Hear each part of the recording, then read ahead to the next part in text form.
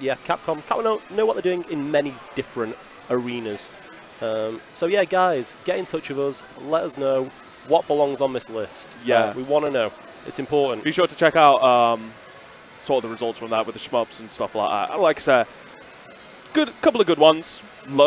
But that's the problem. That it's so dense, like the sort of pool of how many there actually are, that it kind of just drops out as well. So, yeah, it's a shame that it's a genre which has kind of fallen foul of popular trends as time's passed by. Unfortunately, like you said, it kind of started the arcade scene. Really, when you think about all the classic games, you know, we're talking Space Invaders, we're talking Galaga, we're talking. There's so many basically popularized video games in many ways, but now little scene. Fortunately, Cave, one of the big boys that have still been producing games and fantastic games for many years, they've just basically gone out of business. So yeah, it's a real shame. But let us know. Well, there's still new ones being made. There's still a lot. It's very much it's like a niche within a niche. It's very particular, and it's very interesting to try and see how you could push and develop that sort of scene further beyond. Like as it's retreated into a deeper and deeper niche, it's got more specialized. It's the reason why Bullet Hell, some people play those games, and it's just like, whoa, this is way too much. It's an overload of my senses. But it's because those are the directions that you have to take those games. And they've also you've really started to see them bleed a lot more into other genres as well. Like one of my favorite games of its respective year was a game called Enter the Gungeon. Oh yeah, of course. Yeah, Enter the Gungeon, which My boys Devolver. But I really enjoyed that game. Primarily due to its shmup aspects to it. Yeah, its bullet hell aspects. You know, I think it did a lot more. Like, I wasn't a big fan of Binding of Isaac. Okay. Not particularly. I just felt like it relied a little bit too much on the RNG, the sort of look with it all. Ed McMullen does have a certain look, and it's a good look. But I feel like whilst that's still apparent in games like Enter the Gungeon, I feel like Gungeon, there was still a more higher emphasis on skill within the game. You still had to be you had to be able to do the magic, you know, actually move around and actually have fluid movement and understand where all projectiles were going. So there was still that, and that's primarily what kept me in that game longer than what I did with Isaac. So, but yeah. Also, like a game like Nier Automata that came out a couple of years ago. Yes, which, of course. You know, heavily drew from some of those bullet hell influences. And a lot of influences. A lot of Platinum games in general tend to always have some shmup segments in them. Yeah, they very much are the sum of their influences, and it shows in the game. I mean, they got Platinum games to help out with Star Fox Zero on the Wii U as well. They helped them with certain aspects of that, which, while Star Fox Zero isn't the best game ever, really, it will not be remembered in the annals of history. No, I don't think it's because of its like level design or anything like that, or like the sequences. It is just the controller, and also because it's a Star Fox game and it's literally Star Fox 64 again. Yeah, there you go. Basically. But yeah, so yeah, so that is so the shmup debate rages on. Let us know. Top 10 coming in hot. Coming in hot. Speaking of coming in hot, what have you been playing this week, Ben? Talk to me. Okay, so I'm curious. I'm gonna skim over some of the stuff that I've already talked about. So obvious one, Resident Evil. I've already said to you we can't like this has become the Resident Evil 2 podcast. So we need to move away. This is what I'm talking about now.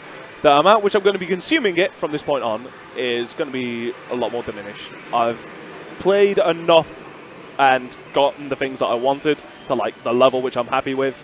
But I'm still going to enjoy that game like I'm going to enjoy the DLC as it comes out. Other one, of course, is Kingdom Hearts. How is it? Kingdom Hearts, halfway through 1, I decided to go back to the Colosseum. Got halfway through the Colosseum. Game crashed. Halfway through 1? Yes. So you've got all the way back? Yes. You replay the entire franchise? Yes. Okay. No, well, here's the thing. I'm definitely going to be playing 1. I'm definitely going to be playing 2. All the other crap. Oh, see, the problem is it's not, though. You have to play them. That's the problem, and I just don't want to. It's a reductive statement, however. I can understand why 1 isn't as good as 2, because it's the very first game. They didn't even know what it is that they had, so I understand that. Kingdom Hearts 2 is like, you know, there's something about, you know, 2005, 2006, where games were just like, boom, you know, Resident Evil 4, Devil May Cry 3, the PlayStation Kingdom Hearts 2 was firing on all even cylinders. the GameCube, like Resident 4 was on the GameCube to start off with. God, yeah, of course it was. But 2005, 2006 was just fire, and like, but past Kingdom Hearts 2, yeah, people are like, oh, it's got the same sort of mechanical scheme as like Kingdom Hearts 2, and I'm like, yeah, but it's on a handheld, and because of that, its level design suffers, and it's like sequences suffer because of it. It's like, oh, it got remastered, and I'm like, yeah, but did its like fundamental concept, you know, was the intention remastered as well, you know? And also, I just don't care for the extended cast. Okay. Like, I like, as stupid as it sounds, When you say the extended cast, you mean the Disney cast? No, Or do you mean the original characters that... the characters that you, because like your initial sort of cast is like, you know, Sora being with Donald and Goofy. As stupid as it sounds, I like Donald and Goofy. Hey, everyone likes Donald and Goofy. Don't be hating on Donald and Goofy. Some people, yes, some people no. But how can you hate Donald? Come on. How? How? I'm not going to go into that. I'm not going to go into that. He's not that. He's not a good guy to you in Kingdom Hearts 1. You know, he pretty much will just ditch you at any possible second. Yeah, but he's a lovable arsehole. That's but okay. But beyond Kingdom Hearts 2, like the most popular one past that is Birth by Sleep, where it's like 3 different campaigns. You have Ventus, Aqua, and you have, oh god, what's his name? Ventus, Aqua, and another geezer. And I don't like any of them. Okay, that's I fair. just don't like any of them. They're snot-nosed little brats, pretty much. And Aqua is just like she's like a mum that just gets a little bit too depressed after her kids are like, nah. So I'm just sort of like, no, I'm not a big fan. Wow, it sounds like a... It is pretty much what it sounds. A modern mediation on parenthood. I know, right? Yeah, I was going to say, you've not sold the Kingdom Hearts series to me. Not last week, not this week. No. So one thing you could sell to me... I could just say to you, just play Kingdom Hearts 2. Just play Kingdom Hearts 2. And I could just say, no thank you, sir, and take my ball and go home. Take your ball and go home, fair enough. And I'd go and play a game called Apex Legends. Oh, here we go. You may or may not have heard of. I've also been playing this You've as well. heard of it. We've both been playing this, so it's actually 2 birds, 1 stone. 2 birds, 1 stone. And you can also play it here at Arcade Club. We've got it downloaded on our high-end PCs. So And also on some consoles as well. Exactly. So no excuses. Come down, ask the staff for some tips. Ben over here is something of a pro already, despite only being out for 4 days. He just showed me some footage of him taking down an entire basically squad, an entire 1v3. squad. Pretty godlike. What do you think about him? Okay, so I'd like to preface, but you said that you played both Titanfall 1 and 2, yeah? Yes. On console? Yeah, on Xbox. On Xbox.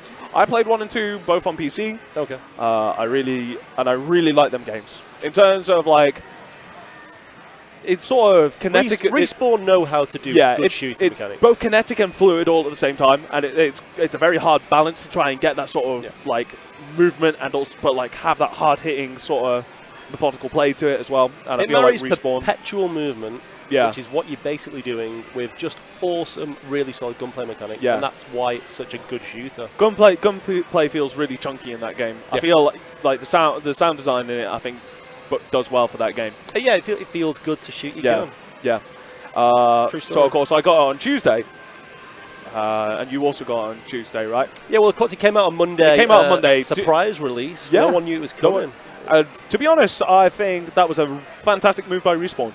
One of the things that they said is that... Well, this is the thing. Was it a move by Respawn or was it a move by EA? Because in the month, in 30 days that you had both Anthem coming out and Apex Legends dropping, is that a counterintuitive move? Especially given the trials and tribulations EA are facing right now. Well, I feel like it certainly is better than having 3 or 4 months of people downplaying it, saying, oh, I don't want another Battle Royale game, I want Titanfall 3 and blah, blah, blah, blah, blah. And just constant, like, because it will just be downplayed, to be honest.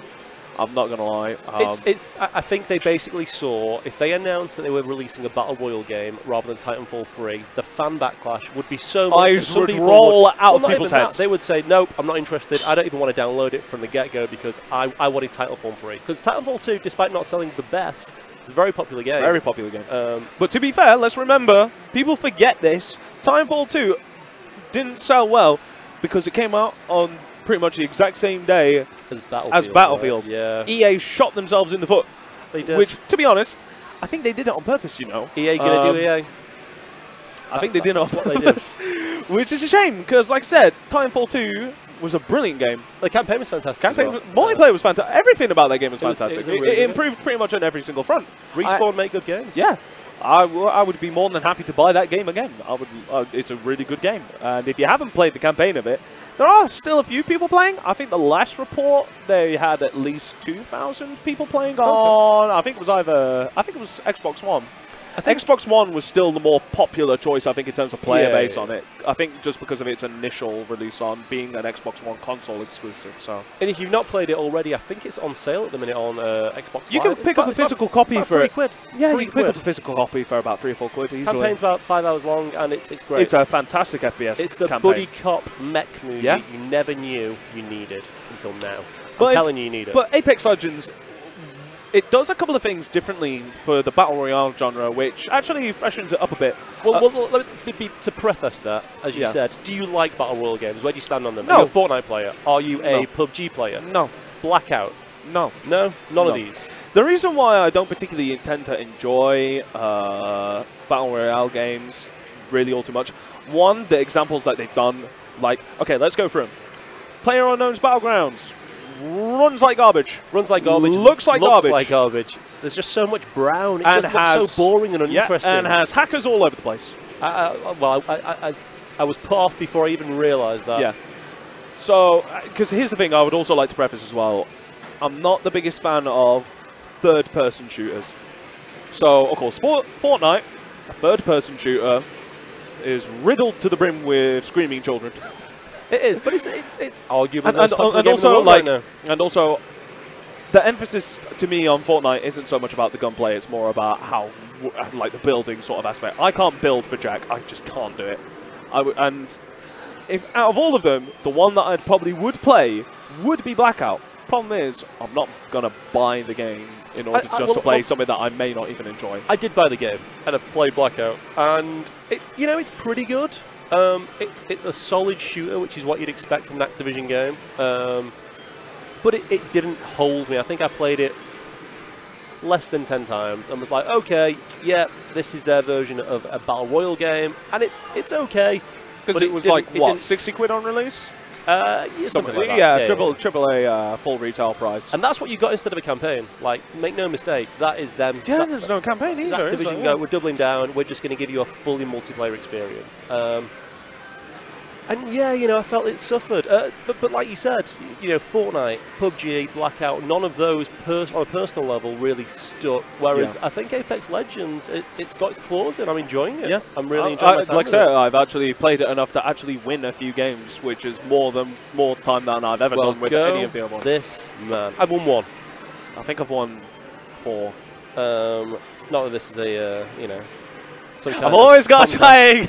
Always that chip on the shoulder. It's just like, yeah, you won. But why does it work? You played Resident Evil 2 on normal. I played it on hardcore. Yeah. All right. Another one on the board. Well, no. Where does it succeed where those games don't for you? That's what I want to know. Let's get to the nitty-gritty. Obviously movement. Obviously gunplay.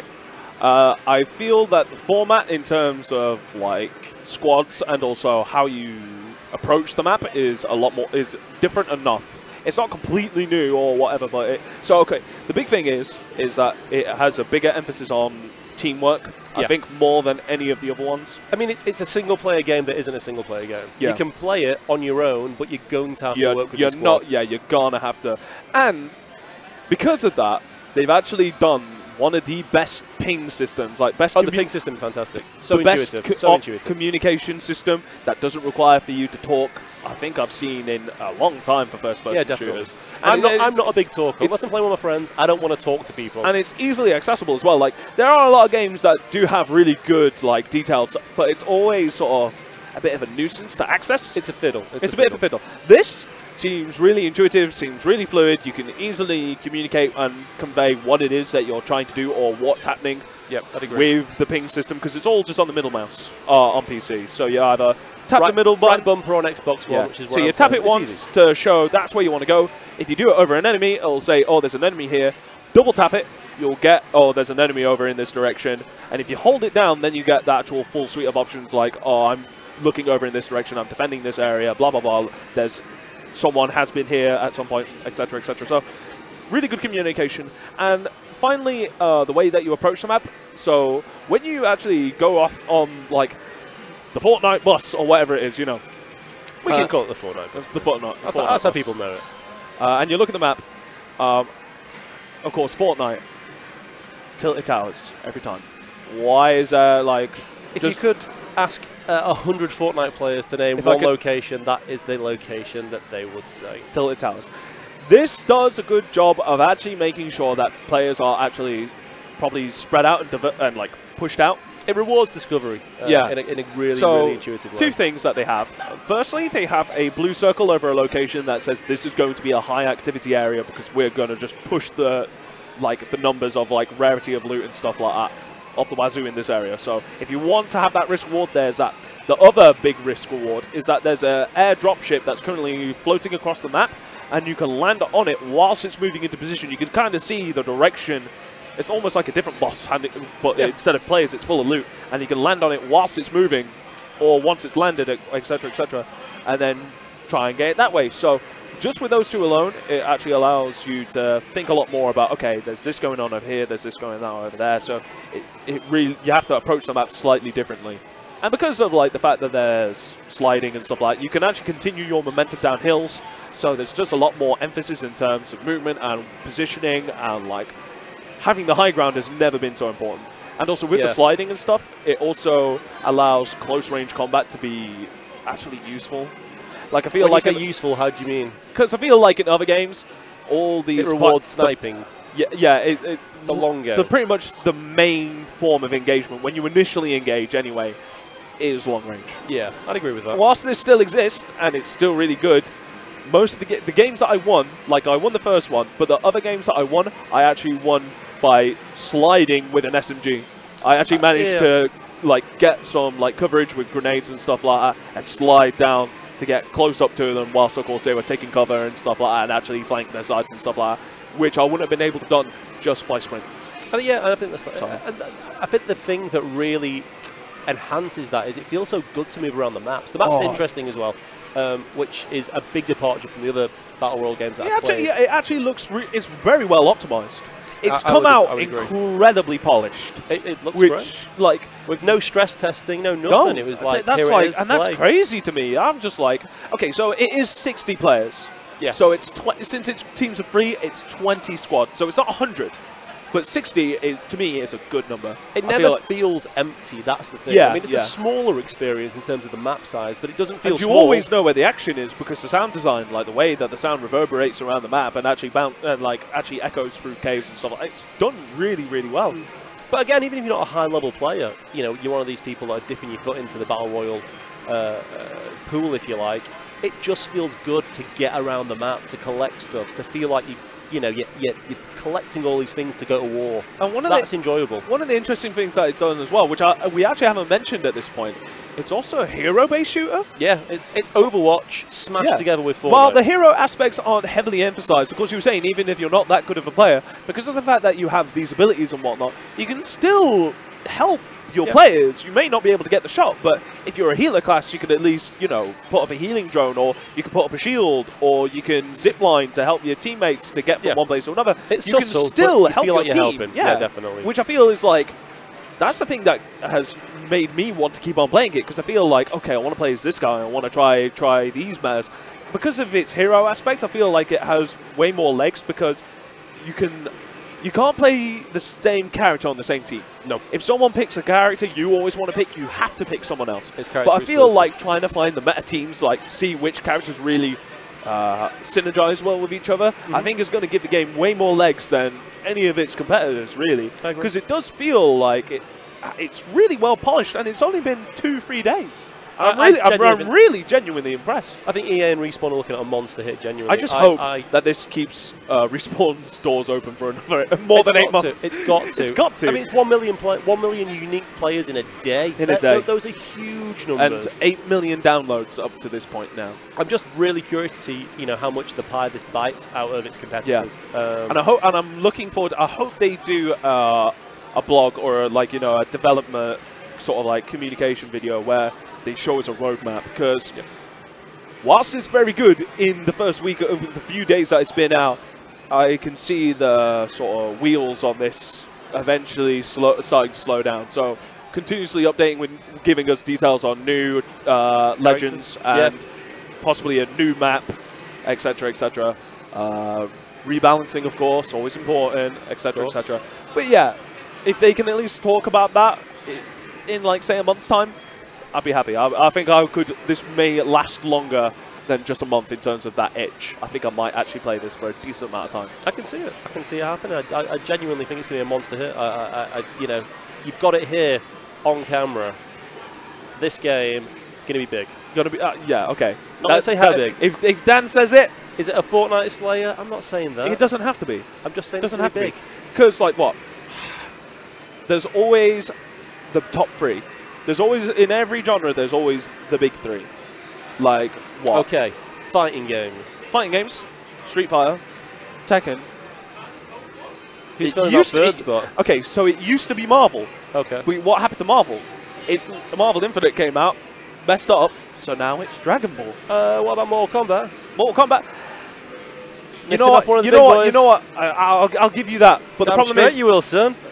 But that's in terms of like general appeal. In terms of like the actual scene, community, in the community, in the scene, you know, like tournaments, like big Evo level, Dragon Ball, because it's Dragon Ball. It's like the IP.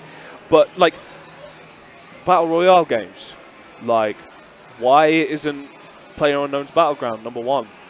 I think we can all because it came out in an awful state, and then Fortnite took its lunch. Fortnite didn't invent Battle Royale. No, it was the culling, right? Yeah, but Fortnite came along and stole their lunch because they were complacent. They didn't like put out the game in a polished state and didn't try and innovate. Like Fortnite came out as like a weird 2-week survival game sort of thing, and they were like, nope, Battle Royale now. Time to pivot. Time to pivot. I worry about PUBG. I know it has its fans. I could not care less. But I don't see where it goes when it doesn't deserve to fight against They tried Fortnite. to sue EA. No, not EA. They tried to sue Epic, you know. Yeah, I know. They did for the use of the frying pan, I believe, or something ridiculous like that. It was quite frankly indicative of a company that is worrying about what holds. What the future holds for it. But yeah, we'll see what happens. I hope Apex managed to at least take a 3rd spot, or maybe even 4th. Maybe it could still survive at 4th, but I think its direct comparison out of all of them, it is going to be Blackout, because it is, you know, sort of like a gritty, you know, very gunplay focused first person. That's a big thing for me as well. It has to be first person. So I think that's the one thing that might go against it in terms of being accepted by people the world over, the casuals, if you want to call them that, which I hate. You will find that if it's a high-level player versus a medium tier or even a low-level player, the high-level player is going to win every single time because there's that emphasis on gunplay. Yeah. Whereas I think Fortnite's a little bit more forgiving. You do stand more of a chance. Yeah, but I feel like in comparison, like, as I was just mentioning, since you have these heroes, you have these abilities and whatnot, I feel like it isn't like a huge gap. It's still going to be there, but you're always going to have that regardless. I mean, the pro players who can aim really well are still on Fortnite. If they put enough hours into Fortnite, are also going to be really good at building anyway. Yeah. It can't be helped. It can't be helped. You are just going to have people who are just going to be that good. You can't stem that tide. It keeps coming regardless. Yeah. So yeah, unanimous in the verdict of Apex Legends. Thumbs up. I'm going to give it 2 thumbs up. Oh yeah, I'll put a 2nd thumbs up. Oh yeah, for this, 4 thumbs. Nice. What else have you been playing though, Dan? Has it just been that? Yeah. Well, something dropped today, which I know you're going to be very interested in. Hold that in. We're not there yet. We're not there yet. We're not there yet? All right, okay. Let's talk about some news first. I'm sorry, I had to sidetrack him. We got to talk about the news first, because if we go into it, this is going to be that's going to be the rest of the podcast, you know. Okay, that's going to be the. So let's get. There's not too much. How many minutes do you need for the DMC? Which is all the time you can give me, Dan. Okay. I need all the time. I'll give you 10 minutes. You can talk at length. I won't even interrupt you. You can just stream of consciousness type stuff. Okay. But let's get through the news. There's not too many articles. It is pretty much all. The real meat of it is EA. We've just talked about Apex Legends, of course, and sort of a lot of the community has been talking about its release, like the way it's been released, talking about, oh, was it really a good idea to release it without talking about anything? I think it was a really amazing marketing strategy. I really appreciated that.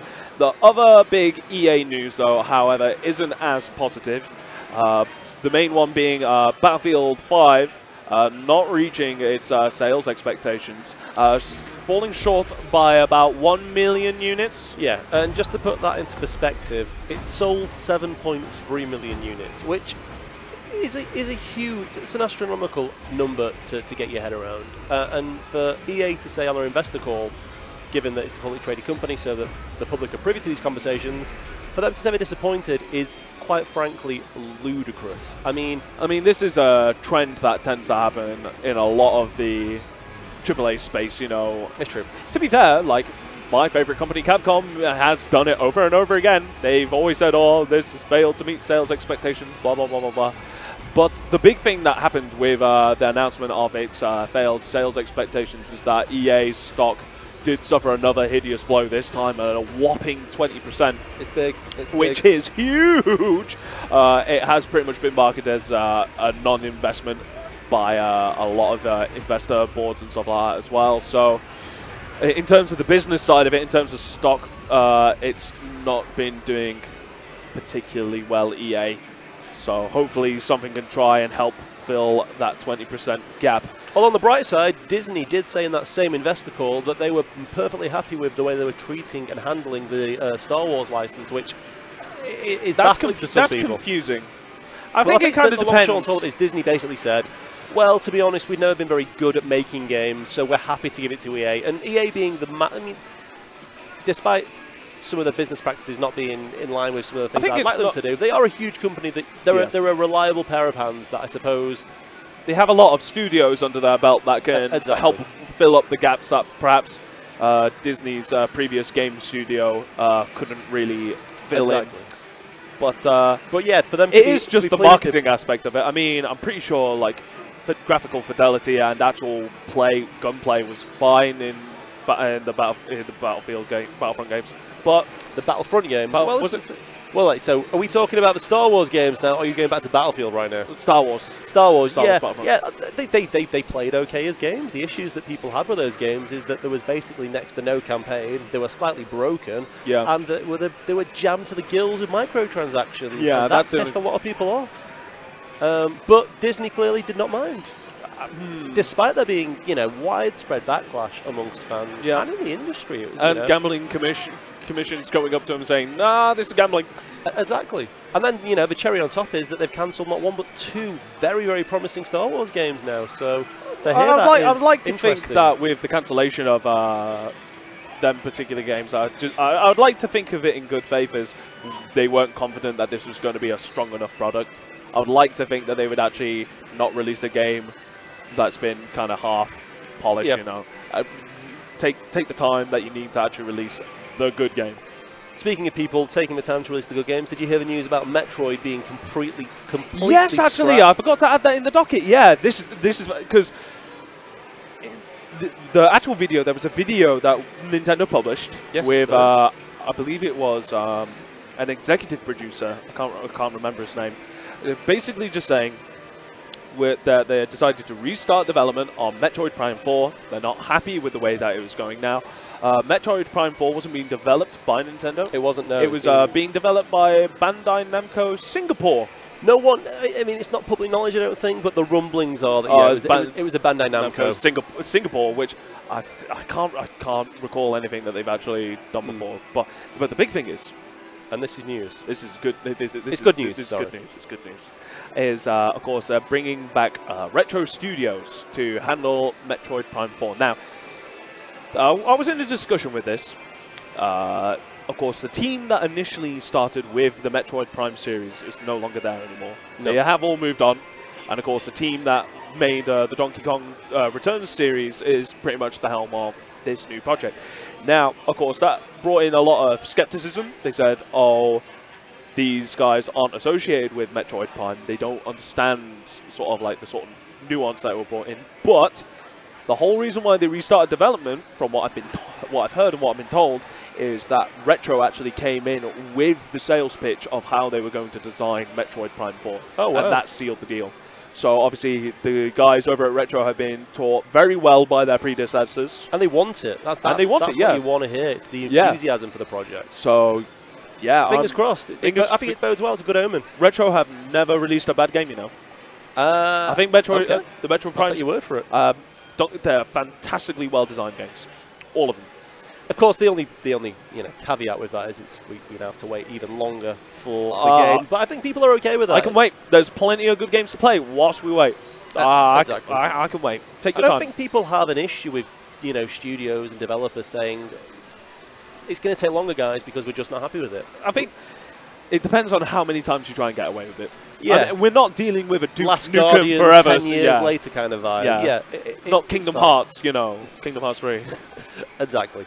So yeah, I think that's pretty much all we've got in terms of news. I've got some Arcade Club-centric news with some pictures to go with, guys. Pictures. So you pull those bad boys up. Have a look. Of course, as you guys know, we have our second venue in Leeds opening soon. Look at them word on beauties. that. And yeah, we've had these moved over there recently. I think this was on Tuesday maybe. And this is basically a who's who of XL Deluxe Sega games. I mean, you can see on the top right, you've got Afterburner Deluxe, you've got Radmobile, you've got Power Drift, Space Harrier, and these are the XL cabs. We've also got Outrun Deluxe. We've also got Le Mans, it's the spinning one.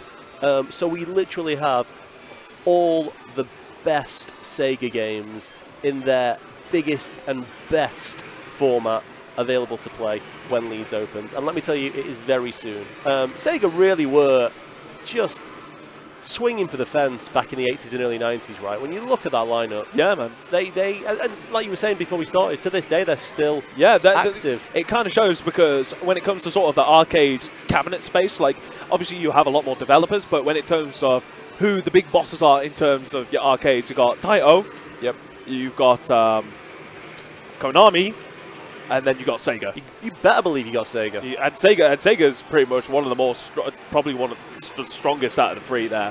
Yeah, I would probably say. I mean, there was a new House of the Dead game that came out, House of the Dead Scholar, which came out I think late last year. Yeah. And again, just a great looking cab, a great looking game, and yeah, I can't wait to see those all lined up at Leeds with people enjoying them, because it is a hell of a lineup. Out of those, which is your favourite? Ooh. Are you a fan of Afterburner Deluxe? Afterburner Deluxe is it's iconic. Terminator 2 in the Galleria. You know, people look at that cab, the way it moves, the way it plays, and it is just it's one of those experiences, and it's an arcade-only experience. That, but in terms of Sega in general, just everything on the Sega Naomi. Okay. Sega Naomi is like, it's just on the tipping point before sort of like games became more console focused. Like, for those that don't know, a Sega Naomi is a kind of cabinet, basically. Yeah, it's an arcade board, and essentially what it is it's the souped up version of the Sega Dreamcast. It's the reason why I really like the Sega Dreamcast as well, is because it's literally the same architecture, only with half of like its memory, essentially. Yeah. But that makes it perfect for like porting a lot of arcade games. Like, you saw a lot of arcade games on the Sega Dreamcast, because that's why it's so fondly remembered by so many people. Because the architecture is exactly the same, so porting it was like no problem at all. What do we have here that's on a Naomi? Sega Naomi, you have Ikaruga, Crazy Taxi, of course, 18-wheeler, Virtua Tennis 1 and 2. Of course. You have... What else? We used to have... There's a bunch of fighting games on the Sega Naomi. Virtua Striker, which is Virtua Striker, less fondly remembered, but it's still on a Naomi. Was Virtual Cop 2 was on Sega Naomi, right? Yeah, Virtual Cop 2. We've got Virtua Cop 2 coming in very soon, actually. I've seen it. Is that going to Leeds as well? I think it's either... Of course, it's either going to Leeds or here. There's only two venues. It's going somewhere. It's going down to my local pub. But yeah, really killer lineup on the Sega Naomi. I love that arcade board. It's a great one. I want to, like I said, if there's any arcade board that I would have in my house, Super Gun with a CRT, it'd be Sega Naomi. Nope. Either the Atomis Wave or the Sega Naomi. Oh, okay. In fact, actually, the Atomis Wave is built off the Sega Naomi architecture as well. I did not know. So they're essentially the same. You learn something new every day, kids. That's why you tune in or off. Anyway, so I think we're at that point in the live cast where we let you loose. We talk about it's a Capcom game. Gave you the initials before. You know they stood for Devil May Cry 5. Ben, talk to me about your experience with the second demo, which in case you haven't played it already, came out today. It's for PS4 and Xbox. It's across all formats. Well, shall we actually have a look? Yeah, let's. Yeah, why Shall not? we take a look? Why not? Let's Okay, take a look. so I talked to you about it before. I wanted you to play it, but Nobody wants let's to see me try and put together Come on, guys. a string of. I'll tell you what. Because Okay. you've never played the Devil May Cry game before, right? I played the first one many years The ago. very first one. I played the demos, but I don't claim to be any kind of silky, skillful gamer. I'll tell you Right. what, right? Why don't you play through the demo up until the boss? I'll take over when the boss comes in. When the boss comes in. Yeah. Okay. I like can that. handle the I like boss. that idea. Oh, and it cuts in perfectly on the intro as well. Oh, nice. That's beautiful. Beautiful. Do you think you can tell the good people at home all about the different changes, the things that have stayed the same from past games? Can you play and describe at the same time? I I'll run will- commentary on your particular performance, but can you talk and play? I will see. This is the reason why I wanted you to play it, because I feel like if I'm trying to be too stylish. Okay, so anyone who's played Go Devil May crazy. Cry before and knows the sort of like things about it, I do too. But guess what? I'm probably not going to do that well because I'm going to try and talk and play at the same time. So I'm no probably judgment. going to get hit by things. It's all good. It's Okay, all good. so who's this guy? the guy Who's who the we're playing. silver hair guy? The guy. What? Okay, so the guy who we're going to be playing in this demo is Nero. He was introduced in Devil May Cry 4 and was pretty much a protagonist in Devil May Cry 4. And he was brought in. He was the first sort of like new playable character that we've had in the series. Of course, the original character who we had in the first 3 games was, of course, Dante, who we, if you guys have played Capcom games before, should know. At the longer haired tone. Yeah. Nero was brought in as a sort of new way of bringing players into the Devil May Cry series, so he's a lot more simpler to understand. He has nowhere near as many sort of like he can't swap weapons. The big thing with Dante is that he has multiple weapons which he swaps between, etc., etc. Nero has just one weapon and he has one gun. Okay. That's it. However, he had a unique button pressed to him, the circle button, which would use his devil arm. Now, in Devil May Cry 5, he actually, plot-wise, he loses his arm to a mysterious figure, and has now got this cool aesthetic robotic arm. And this is what we're going to be actually. Look at Nero just checking out Nico's tramp stamp. Yeah, just checking out Not even all trying to hide it. checking out all these. He's doing the fancy bashful. arms I wasn't over here. looking. He looks very angsty. Is he angsty? He's like, oh, what crazy arms is Nico going to be building me up now? I'm not sure about Nico's character design, I'm going to be honest. It's Oh, like I love it. Redneck chic. I love it, especially when you know who her dad is as well. Oh, right, okay. Yeah. So she's got some history. Yeah. But okay, so the big thing with this demo is that we're playing Nero. Now, because of course it's a demo, our move set is limited. We're not given access to the full suite, obviously. But we have a couple of things that are quite fancy. So Okay. the new addition to Devil May Cry 5 is the prosthetic arms, which are called Devil Breakers. Now, we have a list of different Devil Breakers. In this demo, we have 3. And of course, there's more in the full game itself. And these are unique to the circle button. So every time you press the circle button, you'll have something fancy and new. So we have Overture, which does a palm blast, an electric palm blast. We have Iron Man Gerbera, Blast. The Iron Man Blast. which gives us aerial movement. It throws out shockwaves, which we can use to move ourselves around a lot easier. And the new one for this demo is called Punchline, which fires out a rocket to punch. I And, enjoyed the punchline. Yeah, it's really cool. And because of that, as you can see, it's more expensive. So I'm just going to buy a bunch of these in bulk. Now, the cool thing with this demo is... Oh, so you've actually... This is your carried on game, which is why you have Yes, so many... which I have so balls. many. Okay. And we actually have moves which we didn't have in the previous demo. So the big one is enemy step, and I'll get into that in a second. But let's Go actually on, get going. Let's adjust our equipment to start off with. Let's touch him. Let's- This guy. Let's do it like this. There's nothing more visually appealing than watching a man navigate some menus. I'll tell you that for free. Ooh. Okay, so in this demo, Nero has 2 grounded combos, 2 aerial combos. So once we get in, we get to have a little bit of a look. Mission start. Okay, so the big thing, there's our control layout. The big thing that I've actually done to the control layout is that I've moved the gun attack from square onto R2. So is that to say that do you use the gun attack very much or not enough? Well, Not enough? Not at no, all. you'll use it quite a bit. Oh, look at that animation, man. Ooh, this is also running on the proprietary Resident Evil engine, and oh boy, does it show. It looks great. That I'd looks say. that looks Polished. cool. Okay, so like I said, Nero brought in for new players to get into the series, so he is quite easy to understand. However, there are a couple of things for advanced players to actually get a little bit more fancier. Now, when we look at the UI, we have our health bar right at the very top. Yep. We have this weird sort of like engine-looking thing to the left of it, and just by the side of that, we have sort of 3 little pips. So let's go over it. So buttons, we have triangle, and that's of course doing our combo. So we have 1, 2, 3, 4, and the other one that we have is 1, 2, delay, 1, 2, 3, 4. And you're just pressing triangle, though. Yeah, that's all triangle, all baby. You're doing. Now we have R2 to shoot. We have circle, which uses our Devil Breaker. Okay. Now here's the big thing. R1 is to lock on. So when there's enemies nearby, you can lock onto them. However, there's a couple of motions that you can put in that will actually do certain moves. So if I'm locked onto an enemy, if I press back in triangle, we have this right here. And if I hold down triangle, it'll actually launch me up into the air. Oh, wow. If I do forward in triangle, it'll move me forward.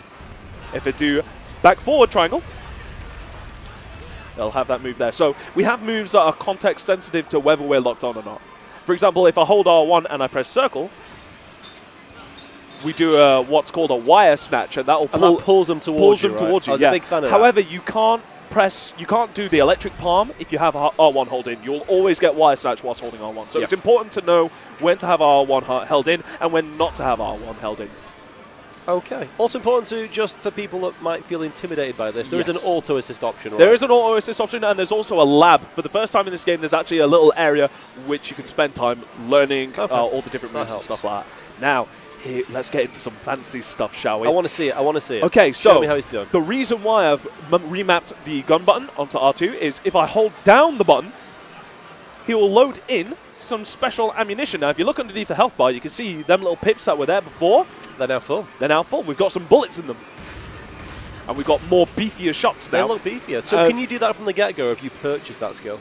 That's from the get-go. That is a unique mechanic to Nero. Okay, brilliant. And what they originally used to do in Devil May Cry 4 was put like a little explosive on them that would set off. Okay. So you could use it to like launch enemies into the air. So it was a really cool combo tool.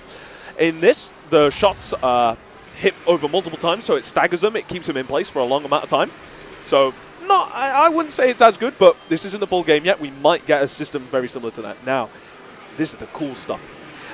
We have on L2 a little button that revs our sword. You can rev your sword, wow. And we can gain levels. Now, you have up to 3 levels, but in the demo, we only have access to 2. Okay. So you can rev the sword, gives you levels. Every time you throw out your sword, you gain a level. You spend a level. You spend a level, okay. If you do one of them context-sensitive moves, like I was doing before, like back triangle, for example. Okay, so let me waste them. And let me do. Looks like he's revving something. And let me do. He's revving the handle. It's like a little bike rev. All my life I've been waiting for a game where you can rev a sword like a motorbike. So let me do the back triangle, which launches into the air. So that's what it looks like. Let me rev the sword up to level 2, and let's do it again. Let's see how cool this looks in different. That is cool. This is ladies and gentlemen, you are getting a clinic on how to play Devil May Cry 5 before it's even come out. Now, absorb these pearls of wisdom. Here's the big one.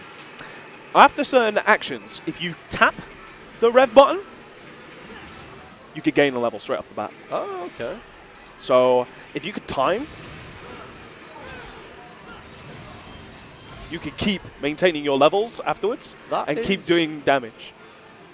And that is interesting, very interesting. In the full game, okay, so that's called X Act because it's an EX Act. So you have to time it so that you get, and that's after every move as well. So you could do it after a launch, you could do it after everything. So realistically, you could carry on doing that ad infinitum. Yeah, and there's a level beyond that called Max Act. And if you get a Max Act, it's not in the demo, but it is in the full game. If you do a Max Act, it'll get you all 3 straight off the bat. Amazing. All right. Look at this guy. He's just waiting to be taken out. He's waiting to be taken out. So let's go take him out, shall we? So yeah, normal moves only spend 1. Context-sensitive moves use 2. So this will use all 2. And in the case of the full game, it will use all 3 when you get the ability to use all 3. Okay, so that's his move list pretty much over and done with. There'll be Devil Arm stuff that will be going on, which will look pretty crazy, but I'll try and explain that as we go along. So we've got our very first fight up at the top of this ramp, and it's just going to be against a couple of bug guys. So the big thing that you're going to want to do in terms of getting to learn combos and stuff like that, generally for the most part, what you want to try and do is keep them in the air and keep yourself in the air, because it's a lot safer in the air than what it is on the ground. It's all about chaining. Yeah, it's all about keeping them maintained in the air and also moving around. So let's get them in the air, shall we? One of the things I didn't like about this, and I'm just going to say it while it's happening, is that you start by default on D and you have to work yourself up. And you've got these audio cues that are saying dismal. And it's like, hold on a second, I've not even begun to fight. How do you know I'm dismal? But as you can see, you're working your way up. You've gone to B already. Now we're on A. I feel an S coming. Let's use Devil Breaker, shall we? So I was using the Devil Breakers quite often when I was playing this. Is that not what you're doing? You're just using the triangle button to basically chain. Let's clear out a little bit. So I'm on SS at the moment. I was hoping to try and get a triple S. Well, you've already got 6 skills. It's there for everyone to see. And the taunts. Hey. So what does the taunt do? Does it serve any purpose apart from to give yourself a little bit of Yes, taunts are actually super important. If you wanted to keep that style gauge up, it's really important that you do it. Because what taunts do, not only do they actually fill up a portion of your style gauge, they also make sure that it never drops down a grade whilst you're continuing to do the taunt. It'll only boost your gauge once you complete the taunt. And also, you get different taunts depending on what sort of grade you're at the moment. So when you hit S grade, you have completely different set of taunts that you couldn't do if you were just doing it normally. I like that. Intuitive taunts. All right. Let's find some more bad guys. Let's find some more bad guys. And we have a new Devil Arm here, the punchline. We can pick that up. Okay, so we have a little bug that'll spawn here. And he drops red orbs, which are your currency. And you can just wail on him. He'll try and run away, but we'll do our best not to let him. So you're not going for any kind of skill points with this. You're literally just saying, give me what you got. I want them orbs. Daddy wants orbs. Give me those orbs. And he's going to get them. The big thing with terms of skill, like your style gauge, is making sure that you diversify. You have to utilize every single move that you have. So yeah, so you want to be mixing up the triangle button with your gun. Then you want to maybe throw in a little Devil Breaker at the same time. Yeah. Back to the gun, back to your combos. And a new addition as well with taunts, talking about it, is you're able to taunt in the air. You can surf the sword. And one thing that I discovered as well is you can also charge. You can also level up with that as well. So what I've been doing a lot in order to get around really fast is, and that gets me 2 levels straight off the bat. That's cool. That's good to know. So we've got another fight here. We've got the Hell Spawns, which were... These are the Reaper-looking guys, right? And these were in Devil May Cry 3. Oh, okay. Nice little... Pretty much all the enemies from the previous Devil May Cry games are in this game. Like the insects that fly around were from Devil May Cry 1. Of course, these were. This is where I realised that we weren't dealing with the same demo. This is a new section from the first demo that we played. The Hellcana, and there's normally variants of these. These were pretty much the majority of the forces that you were facing in Devil May Cry 3. How do you feel like the character design compares with 5 and 3? I mean, obviously, it's a graphical upgrade, but do they look as cool as you remember? These are done really well.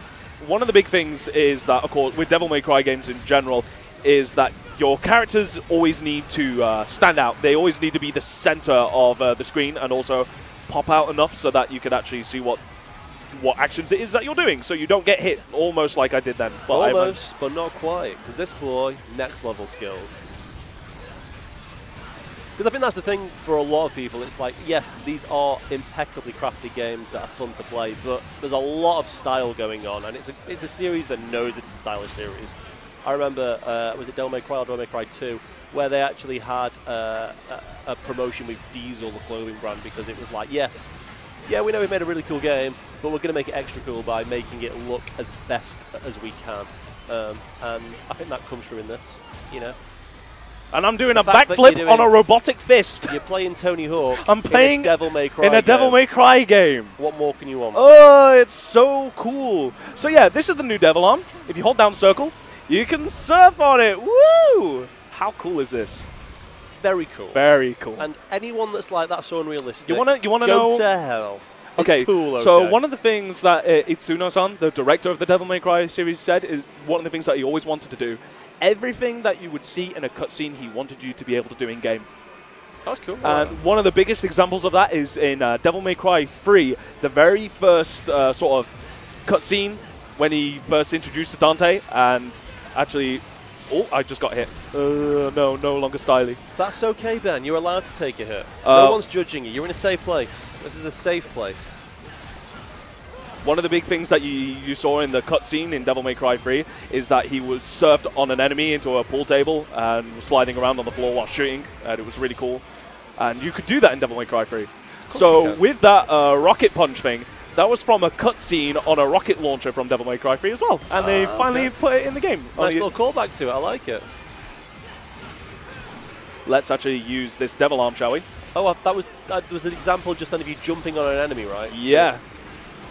So, oh, wow. Wait, what did you just do? Because I've never done that with that Devil Arm. How did that happen? Okay, so that was the Devil Arm Gerbera. Okay, so let's pause. When you hold down the circle button, you spend your arm in order to do a super move. And depending on what your armor is that you got equipped, you'll get a different super move. So the one that I did there was Gerbera. And if you do it whilst you're in the air, it shoots out loads of projectiles that reflect off the wall and hit pretty much, if you're in a condensed room, like this is a pretty condensed room. So it'll bounce all across the walls and do pretty much hit everybody. So whilst that was going on, everyone's in the air, and I just decided to taunt because, you know, it looks super styly. I'm getting them style points. Okay, so get that level 3. This is, of course, I'm assuming this is set in London. We've got red telephone boxes. It's Capcom London. They didn't say, they haven't said it's London, but it's London. There's, you know. Of course, having lived in London myself for a few years, it's not the London I remember per se, but I don't remember being like a bunch of the demons. Interpretation of it.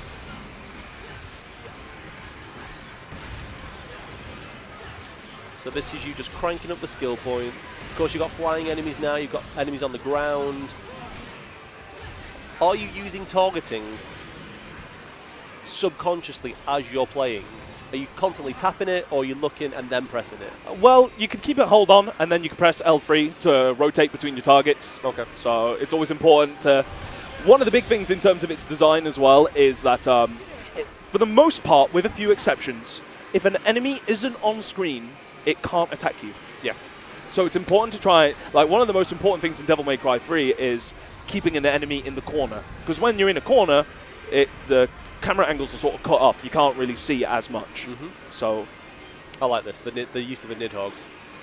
This is kind of like a new thing. There wasn't really many interactable sort of segments to this sort of level in the series. It's just an interesting way to get through a blockade. You know, it's visually appealing to me, and you know, I like the disgusting idea of a Nidhogg crawling into whatever that tentacle type thing was, and using it to blow it up. That's cool. I like that. It's the little things. It's the small touches. It's world building, and we like world building. And the new thing for this demo, we have the telephone box right here. This is when you can call your girl Nico. Of course, a big important thing for Devil May Cry is it has to always be performing at 60 frames because it is an action game. It needs to constantly, it can't slow down at any point or sort of get dead choppy because you can't react to stuff when the performance is kind of going. No, of course not. So considering it's on the new RE engine, it performs really, really well. We're playing this on a base PS4, by the way. Yes. And it does look really well. I think it looks great. So yeah, we can access the van. And this is essentially the same menu that we started off in before. So we've used a couple of Devil Arms, so let's go into equipment and let's fix this, shall we? So we're going to stick with that. So you should always have a full stock of Devil Arms, right? If you can, yeah. Of course, you do have to purchase them and etc, etc. And it's always good to upgrade your abilities and weapons and etc, etc whilst you're going. You have them red orbs, you might as well spend them. And if Capcom have said that any orbs that you get in this, it's going to be carried over to the actual game. To the full game? Yeah. Well, apparently so. Okay, so for you. We're coming up to the boss. Do you feel confident? I feel like I can take him down. I don't think there's going to be many S ranks. Oh, there he is. He's hiding up there. I see him. I see him. Also, let's just bear in mind that I play on an Xbox. This is the PlayStation. Okay. And you've remapped it, but I'll be fine. You'll be fine. You'll be fine. All right. You passed the pad. I've already charged up your sword. You're already good to go. Oh! Did not mean to do that. So Dan is taking over the wheel. Gerber is actually a good one to start off with. Because he's a big boss, you can use Gerber to move around him a lot easier. Have you changed dodge? No. No. Dodge is always X again. As long as you're locked onto him, if you press left or right, you'll always dodge left or right, or jump. Is X? Yeah. Oh, it's different than from what I'm used to. I've been using L1. L1 left breaks bumper. your arm. Yes, that's why I did that accidentally. Yeah. Inadvertently, if you like. Okay, it's fine. We'll figure it out. Jumping for the first initial frames gives you invulnerability as well. Okay. There we go. Okay, so this is the Goliath. It's a cool boss design. I will give you that. This is your generic first boss fight. I can tell you for a fact that you will fight this guy multiple times with your different characters. The big thing with Devil May Cry 5 is that there's 3 playable characters. There's Nero, who we're playing now. There's the classic hero, Dante. And the new character, V, who I'm super excited to play. And why is that, Ben? V, Look how nonchalant this guy is. You don't care. Sorry, V, you were saying. V's cool because he actually summons the bosses from Devil May Cry 1 to use. That's cool. So Devil May Cry 1 fans are like, ooh! You've got to pay that fan service. People enjoy this fan is service. This is a game that really does like have a good legacy with its fans. It really does, you know, call back a lot to the games prior. Like even the bad games like Devil May Cry 2, it calls back to quite a fair bit. It's all part of the history, right? Because when people talk about Devil May Cry, yeah, this is Devil May Cry 5, but really, they didn't know what they had until Devil May Cry 3. So, you know, there's people, when you talk about their favorite Devil May Cry, most of the time, you'll rarely get people say 1, but for the most part, it's either 3 or 4. So, anyway, we're about to get into this boss fight now. Incandescent Colossus. He's Let's got a goddamn mouth for a tummy. Let's go. Okay, so he starts off with a roar, which will stun you for a little bit. And of course, target shot. And make sure you hold on to that R1 button to stay locked onto him. There we go. I'm taking hits. This is... Making use of that Gerber to dodge the punch. I'm Very trying, nice. I'm trying. What is dodge roll? Like I said, if you're on the ground, whilst you're locked onto him, left or right and press X. But you have to be on the ground. This is the big thing with being in the air, is that it does come with a risk reward. Like, yeah, you're in the air and you're closer to him, but if you don't have access to certain aerial options, then you're kind of stuck in that spot. You have to sort of reserve your jumping and whatnot for when it matters. So he's gonna continue swinging for the breaches. Eventually, he will try and bring down the cathedral that you're in with his stomach. He'll like fire a massive stomach laser or whatever, and you actually have the opportunity to get in some more damage or try and just get out of the way of the move by actually going through a hole in the wall that he puts in. So, big swing, manages to jump and avoid it. So the reason why I'm super looking forward to V is that he doesn't directly attack people. He uses his summons from Devil May Cry 1 to attack. So I'm really looking forward to that. So yeah, decides to run out. Because that move will vortex you in. It'll like suck you into his stomach. But you can get out of it right by exploding your devil arm. Yeah, you can use your Devil Breaker, pressing L1 to expend the arm, but avoid the damage, and it will stop the grab, which is a really cool feature.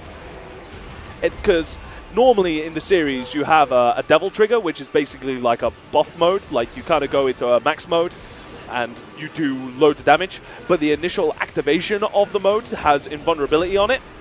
So normally in Devil May Cry 4 you'd use your Devil Trigger to avoid like big hits as well as go into that EX, like that super mode.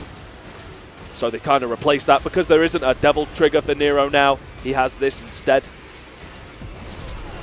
Oh, taking mad beats. Right, we need some health. We need some health. There should be some by the statue in the middle of the Yes, thing. there is. And there should be another arm as well. Oh, Right, we got it. okay, so He's eating. He's taking his health back. Now he's getting ready to spit a giant ball at you. Oh, nicely avoided. Like I said, making use of that Gerbera move to help maneuver you around. It feels good to maneuver around using the Gerbera, I will say that. But the problem, of course, comes with if you accidentally get hit whilst using Gerbera, you lose the arm. Or if you decide to spend it, you have to think about what arm it is that you have next. That's the big addition for Nero in Devil May Cry 5, is the use of these new arms and how you utilize them, how you structure them, like what comes before, what comes after. Because you can't select which arm comes next. It'll always be in the rotation. And once you've used all 4, that's it. They're all gone. They're all gone, and you need them.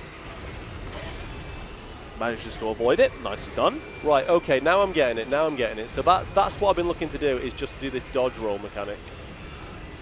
I kept on jumping, and of course that's not what you want. You want to get in behind him and then wail on him. Right, okay, so... Oh, god damn it. And of course, if you want to power up your gun, make sure to hold down the gun button and you'll load in them bullets. There we go. And they'll be much powerful now. But you only get 3, so you have to reload them after a time as well. Yep. You also have a green orb there for some more health, if you need it. There we go. We'll take it just in case. I don't have the smooth, sexy skills of Ben Plant. Hey, bro, we all have to start somewhere. The brilliant thing about Devil May Cry, the thing that I really enjoy, okay, so you're pretty much either going to be able, if you get hit by this, let him drag you in towards you and then get ready to press L1. Yep. There we go. There we go, that's how you get out. So, Devil May Cry is a series that you get as much out as you put in. Some people just want to play the normal campaign, and that's more than good enough for them, and that's fine. However, if you're sort of more inclined to, if you really want to dig deep, it will reward you for digging deep as well. So I'm managing to get away from the explosion this time. Very nice. How about we try holding down the circle button? Okay. And then just jump into the air and release. Or you can do that one. So I'm just directing this to keep him. Oh, yeah, unlucky. That's pretty much one of the downsides, I think, with Gerbera. I always use the air version because you're not sort of locked into that beam. You can disengage as soon as it's released, so it's very low committal. Okay, have we got the style? Prepare to dodge. Ooh, yeah, very nice.